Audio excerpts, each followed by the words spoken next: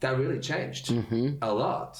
It's very different. What's going on? Where's UBS? Where's Zurich Insurance? Where's Novartis? It looked a bit like a tech conference, it was like right? Circle.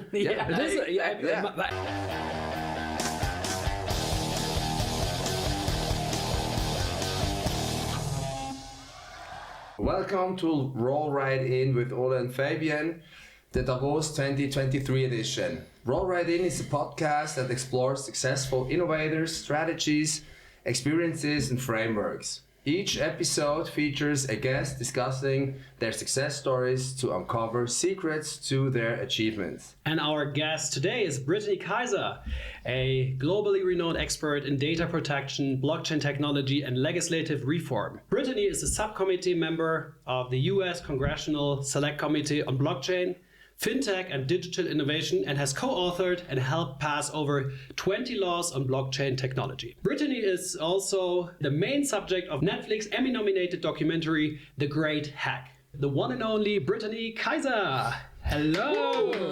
Thank you so much for having me. So good. And you know what? We played a lot of buzzword bingo already. And if you guys have as many question marks above your heads as we have, then this is the right episode for you, because you're going to unbind everything for us today, right? Absolutely.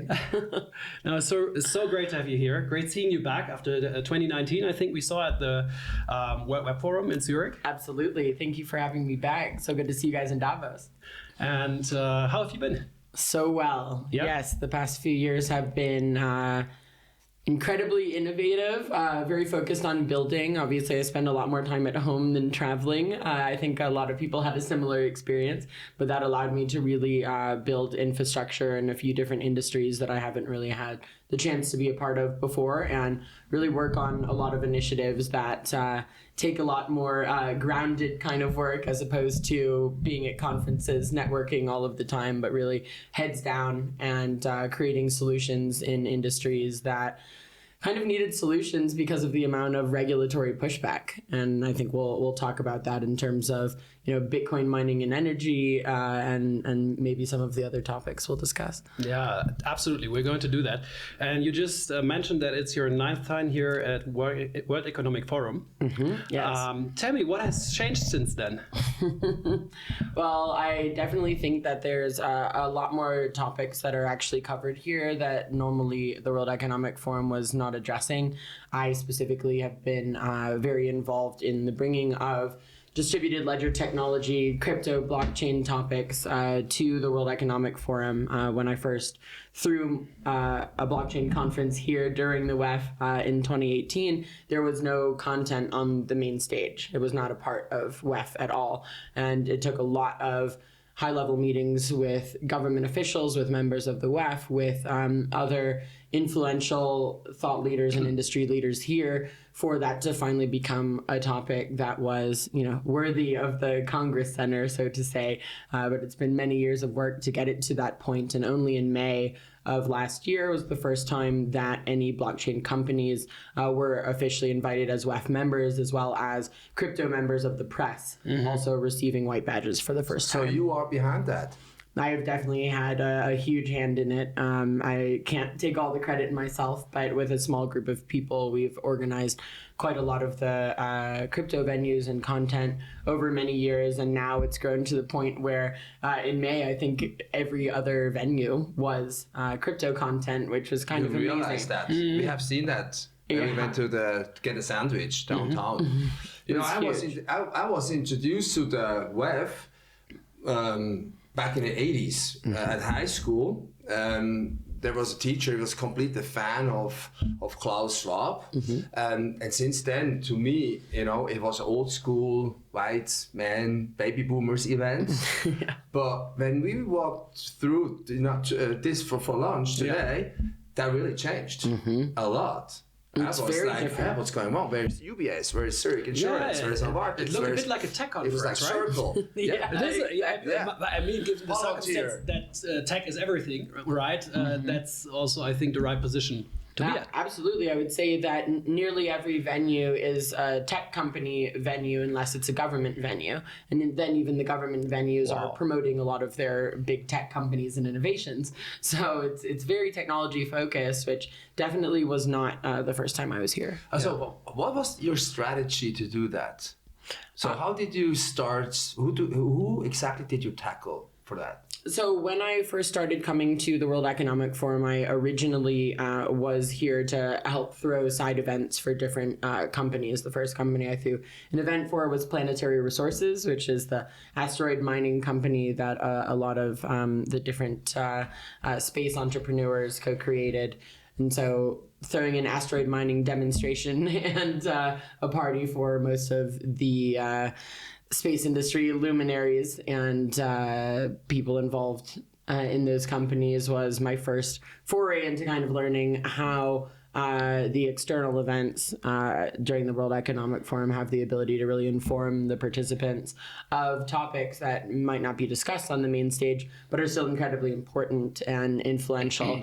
And so in order to be able to make an impression on the people that come here during the WEF, throwing as many external events, whether it be conferences or happy hours or evening parties that have a theme, that have the ability for entrepreneurs that don't have white badges to meet people who do, is really an incredible opportunity for a lot of different entrepreneurs and also for sectors to start to gain influence and a global foothold. That's definitely what has happened with crypto, especially. That is also what is now happening with psychedelics and healing, and the amount of kind of thoughtful consciousness and preventive health-based content we're also starting to see here, which definitely didn't exist That's when really I started coming in 2014.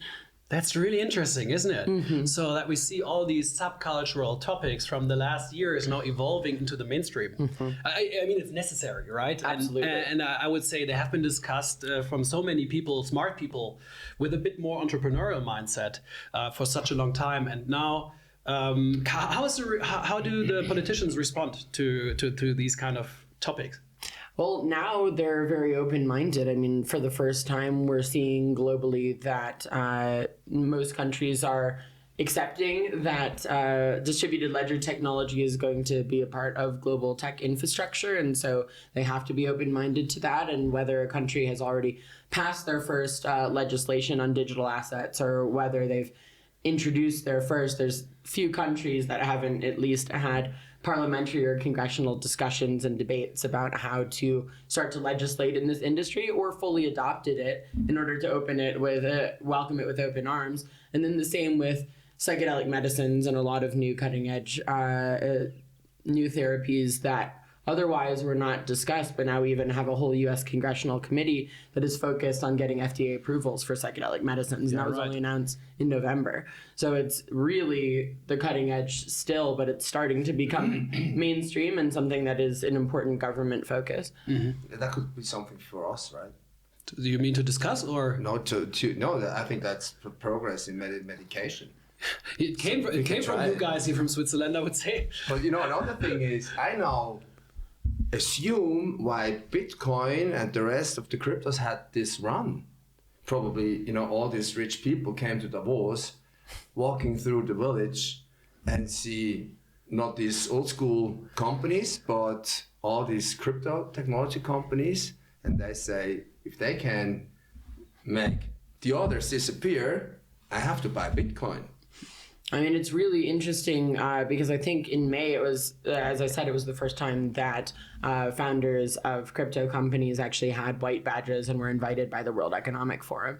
And for 20-something-year-old data scientists to be on a stage and have a more valuable company and a higher net worth than a lot of other people in the room was actually really incredible. And for them to be able to talk about why they had spent and dedicated their lives to creating these types of technologies and what the impact of that was, and the ability to increase transparency and consent mechanisms and auditability and regulatory compliance is just incredible, and something that obviously the tech sector desperately needs. Yeah, I think it's a necessity. right? I mean, these entrepreneurs you're talking about, including you, you're building the future. You build these organizations which inform our behavior and our decision making. And I think the governmental structures need to also incorporate that kind of thinking, and they need to be informed. And it's even if they personally wouldn't use social media or other kinds of technology in their private lives, they need to fully adapt and to learn, right? I think this is just necessary. And we need to come to this idea of experimentation, and they need to do that. Even if they are 65 plus years old, they need to do it because they are in power, they are in charge, and they influence the lives of the people who follow, right? Absolutely. Yeah, it's very impressive how fast you progress to change this huge change. As I mean, we don't really know because we just see it from the outside, but it looks like a great huge change. And that all started when we go back, when you became famous with the Facebook Cambridge Analytica case that then ended up being a documentation that we all could watch on Netflix. Can you one more time, just in a nutshell, explain what is the core, that basically was the initial moment of this whole story, and also even changed the WEF? Yeah, absolutely. So in March of 2018, I became a whistleblower because my former employer had already left Cambridge Analytica 3 months before that.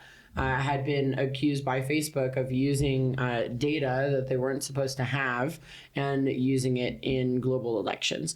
Now, what the first big story in the press was a specific Facebook data set that Facebook had allowed Cambridge Analytica to collect. And then Cambridge was supposed to delete it. But Facebook allowed not just Cambridge Analytica, but 40,000 other companies that had developers' rights or developer access to the platform. You'll probably remember on early Facebook, there used to be applications where you could click and decide you wanted to take a test to see what country you should really be living in, or what is your real personality, or what's your favorite Disney princess, or play a game like Farmville. Once you clicked into one of those apps, you were consenting to share your data, but what you didn't know, and what the law actually doesn't allow, is that you were also giving access to the personal data of everyone in your network. So everyone that was your friend on Facebook, then that application also got access to their data.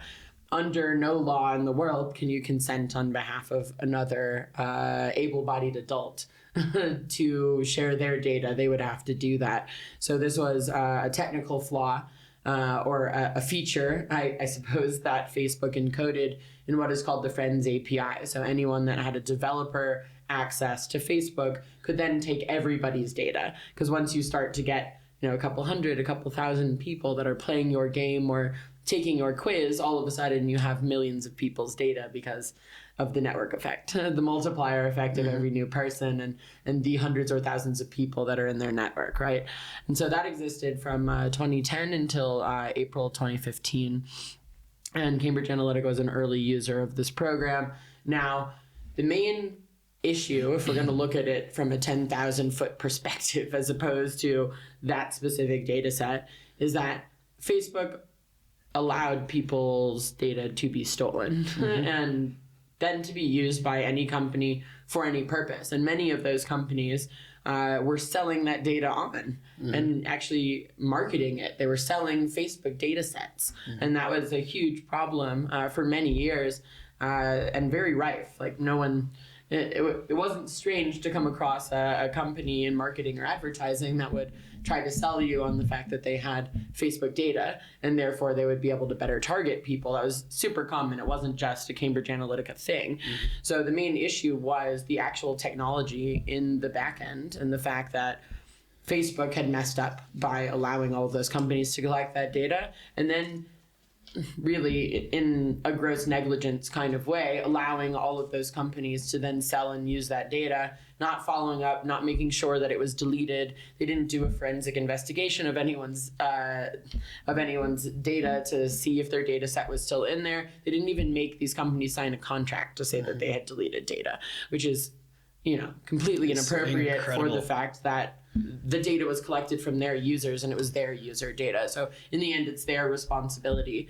And so what really happened is I realized that now that there are better technologies that allow this type of tracking and traceability of data, and if you have not consented for your data to be shared, it would technically not be possible for your data to be shared in a database architecture that is governed by smart contracts, for example.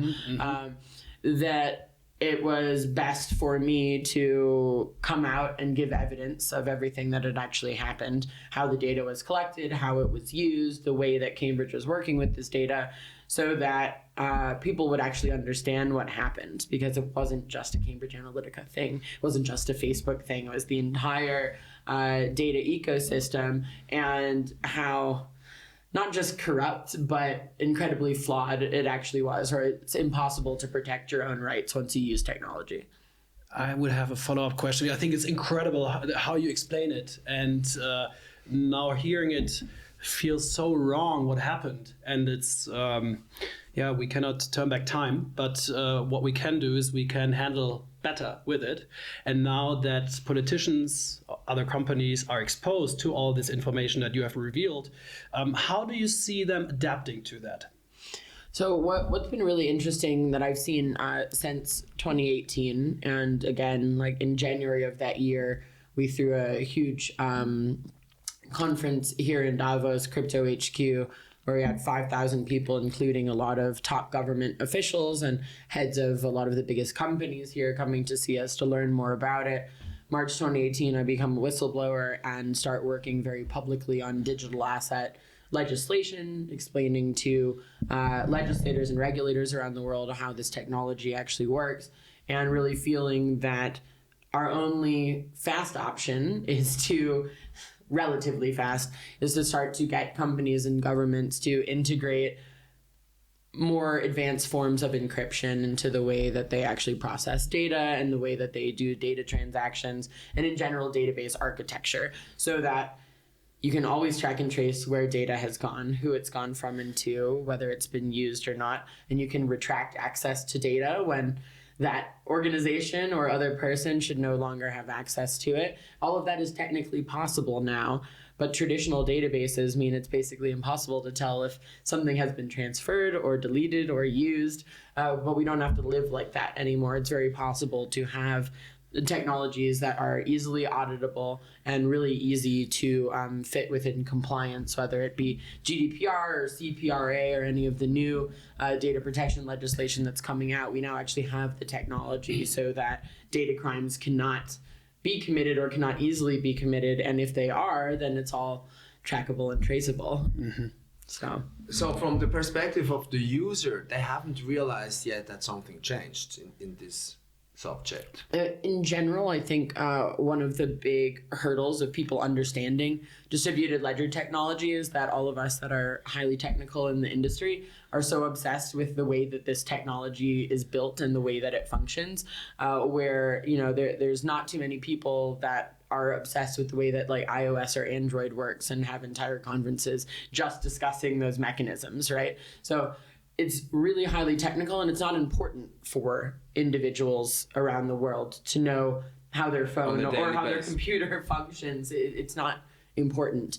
But what they do need to know is that we are now implementing technologies that keep them safer, that keep their privacy actually private. And when they want to share data, they can share it securely and anonymously, and also be rewarded for sharing that anonymized data, which right now, your data is taken from you. It's not anonymized at all. It's totally connected to your personally identifiable information. And there's no way for you to monetize it because you don't even own it. The platform that's collected it from you owns it. Yeah. And it needs, I think it needs policymakers, it needs stately institutions to protect these people who will never ever be able to understand how a computer functions or how digital technologies in general function. Even if the knowledge would be available, not everyone can focus their life on understanding how that works.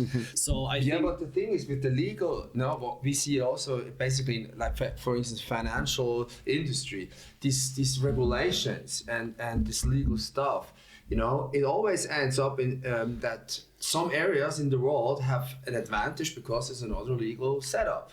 So, that's very delicate when you want to rule or improve that part via like regulation. So, you mean the global interplay becomes more... You're like Europe, when you talk with certain people in Silicon Valley, they talk about the EU like about the Chinese.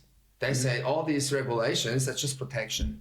They're not far away from Chinese approach. That from the typical libertarian, Silicon Valley perspective. So the question is, when it comes from the technology, what kind of technology is this? What kind of company does sell this technology?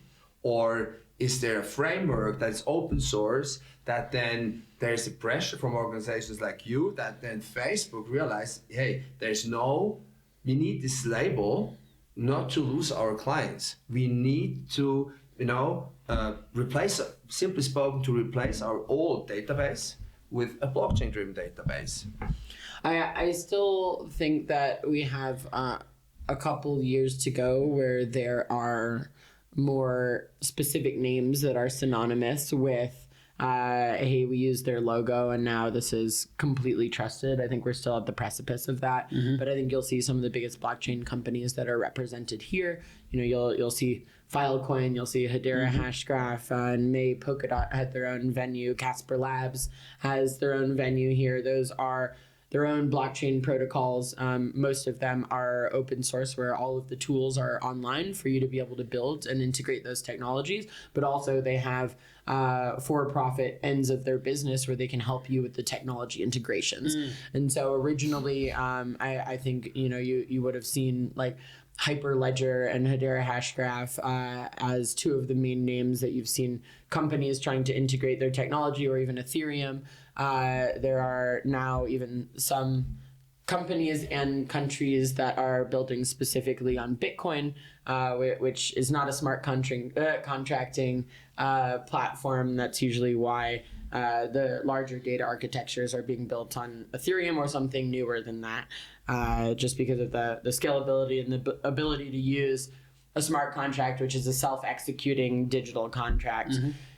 It works kind of like a paper contract where you put in all of the stipulations of your rights and terms, but it self-executes. So if you say, I'm happy to share my data with these companies for 6 months for these purposes, then you can execute a smart contract and your data can be shared anonymously with those companies for 6 months. At the end of 6 months, it self-executes your data. You get paid, probably. And you get paid. Exactly. Usually while it's being used, like incrementally as, it's being processed. It becomes more tangible now that, there was like Polkadot and all these tokens that you can trade. So can you talk about some companies that everybody knows that are in projects with these technology platforms, and if yes, when do we expect that this is implemented?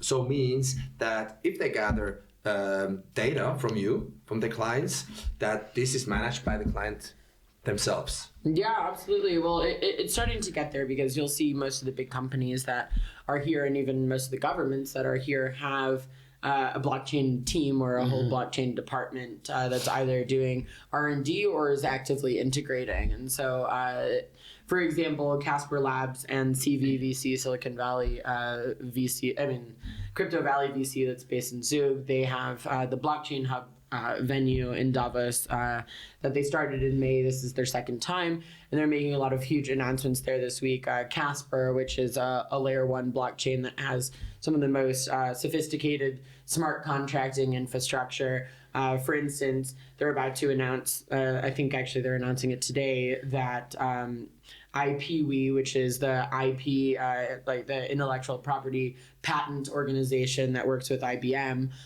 is about to mint 20 million patents on their blockchain, which will be the biggest corporate blockchain project ever before. Wow. So that's pretty huge. It's an IBM partnered project. They also are launching projects with, Siemens. They've done something with WiseKey. They sent the first NFTs to space with their satellites, and this whole a lot of really interesting projects that are both artistic and cool, but also the really Blockchain corporate is not ones. that, so. Yeah. No, it doesn't sound like that. Yeah, but it's very interesting, right? For a lot of people would say that blockchain is a hype and it doesn't work. But now listening to you, it seems like as if this is just under the surface and it built up its momentum right now. And now we're seeing it reappearing on the surface in real initiatives. I think it's really interesting.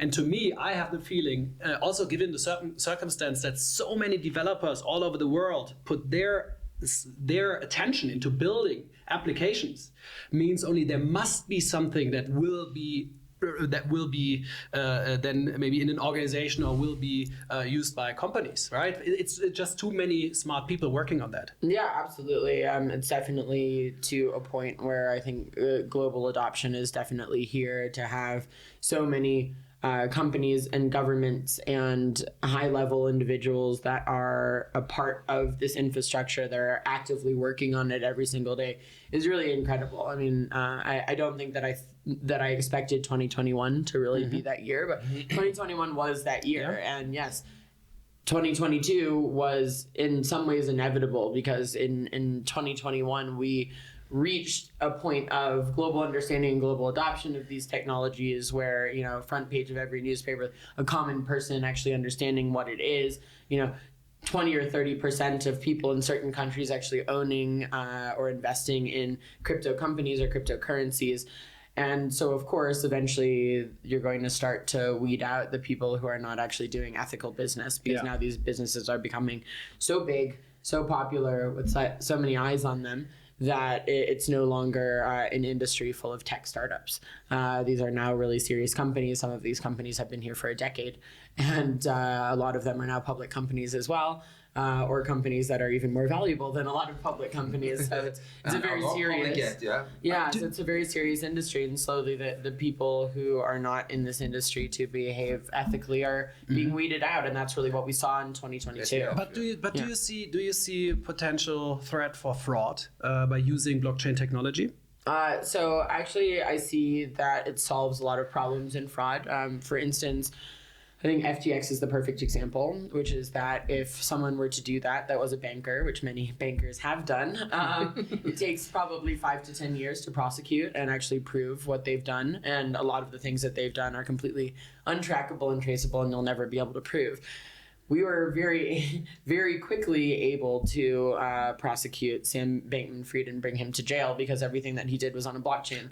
So everyone can see traceable. It's all traceable, and a lot of it is public. Most of it is public. But that's the power of the blockchain that everyone was talking about, and now we see one case unfolding in front of our public eyes. That's amazing. So it's not an investigation of having to look at internal databases and interview everyone in the company to try to figure out what just happened. A lot of it was actually public information, and you can say, well, that large chunk of money seemed to go somewhere that it didn't belong, and why were these things being traded here, and why was this company able to have access to this company's assets, and how were these customer assets that were being deposited were then being lent against? Like, you can see it. It's all there. It's a database that everyone can investigate, not just the government investigators. So it's been a really interesting process, but definitely quicker to get someone of that stature to jail in traditional industries has been difficult, if not impossible. Are you planning to go into politics? I've been in politics for most of my life, not as the candidate. Okay, so I was wrong. For president. So, and what party? So right now I'm a very staunch independent, but I worked for the Democrats for a long time, and I also worked for the Republicans for a period of time. So on the Democrat side, I've worked on 3 presidential campaigns, same on the Republican side, and worked on 1 independent presidential campaign. Now I am, advising a handful of people who are trying to get into the more local levels of politics, running as an independent instead of as a Democrat or Republican. So it's a lot harder. There's not really infrastructure to do that. But I really am impressed by some of these people that feel like they want to be able to represent their own ideals and values and not have to acquiesce to whatever a party tells them they have to believe in. So I think that's really going to be a huge evolution of politics in the United States, because most people in America especially are actually independent. It means they either don't vote for one of the two parties. Yeah, they don't vote for Republicans or Democrats either because they don't vote at all, or they do vote for independent parties. Let's focus a bit on the rest of the time on one of your other businesses you're also doing. And this is Gryphon.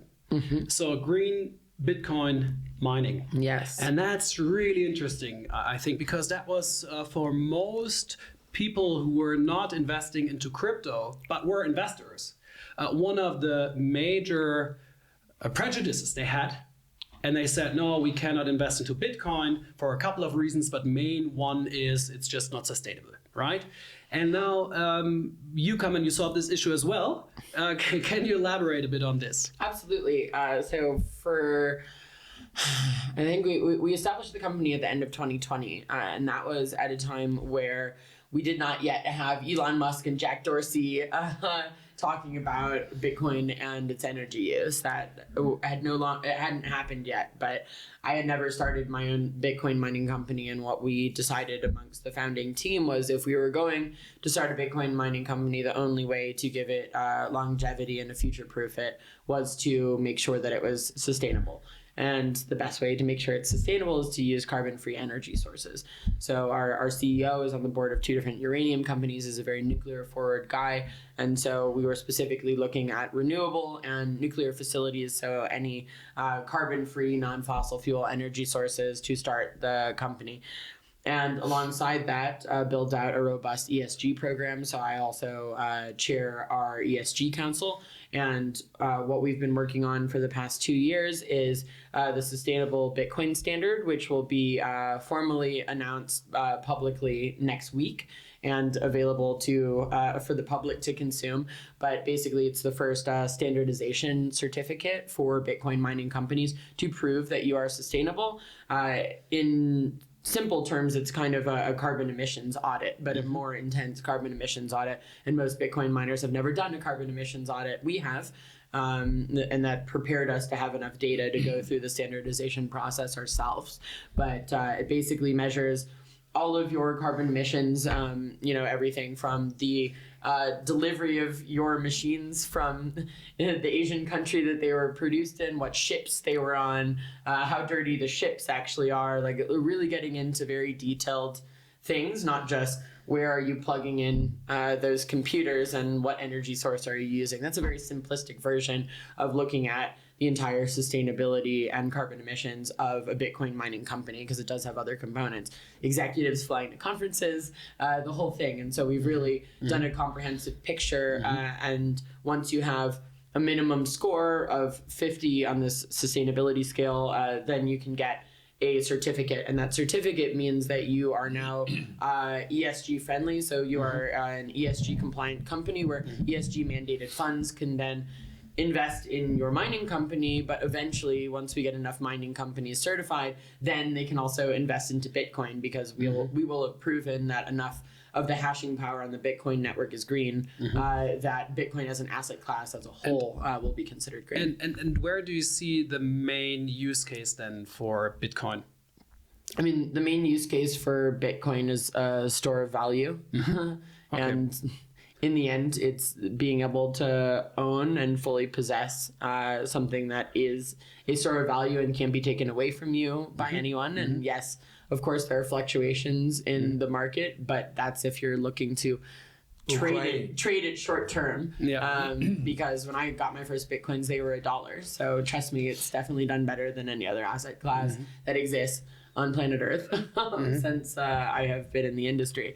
And so anyone that thinks it isn't a store of value hasn't been here long enough and is only looking to create short-term gains, which is definitely not what it was invented for. Great. Thank you very much. So I have just one more topic I would like to roll out. And it's pretty obvious with you having so many ventures running at the same time and so much energy you bring to the table. Can you share a bit about your personal risk-taking behavior? I think that anyone would see in general throughout my life that my appetite for risk is very high, and not just in tech and the whole whistleblowing scenario, but before I worked in tech, I worked in human rights. I'm a human rights lawyer by training. That's what I spent a lot of my life doing. So I've worked in war zones. I have investigated mass graves. I have testified against very scary people at the United Nations and the European Parliament. I've investigated, war crimes or crimes against humanity committed by China, Russia, North Korea. I have a real bold person. Yes. Thank you. Yeah, that's a good point. Thank you very much. And thank you very much for taking the time. We know that you have a very busy schedule, so we are really proud that you made the time to discuss with us. We're happy to spread the word. We were discussing a lot of very interesting topics today. We talked about Davos and how it changed and how you set the agenda here with blockchain technology, how blockchain technology is not dead at all, but rather really coming back onto the surface and is manifested in a lot of institutions. We were talking about how this has to inform also policy and legislation, and how Bitcoin can be a very interesting future invest for everyone who still wants to participate, if it's done sustainably. Exactly. Thank you guys so much for having me again. Such a pleasure to see you again. Thank you too.